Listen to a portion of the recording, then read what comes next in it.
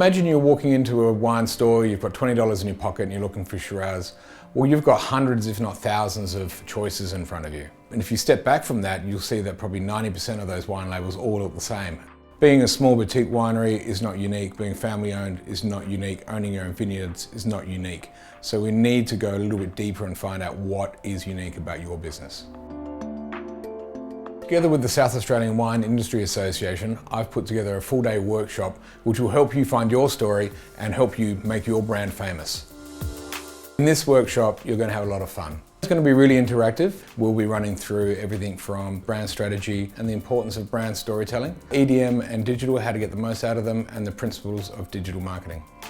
I'll get to know what you're up to. We can talk through some of the challenges you have. You'll be able to share stories and help each other as well.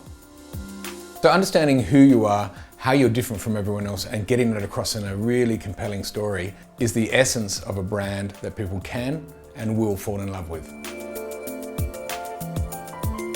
So come along to the workshop and you'll leave with far more clarity about where your business sits and where it can go in the future. There'll be a lot of takeaways that you can implement straight away and see the results very, very quickly.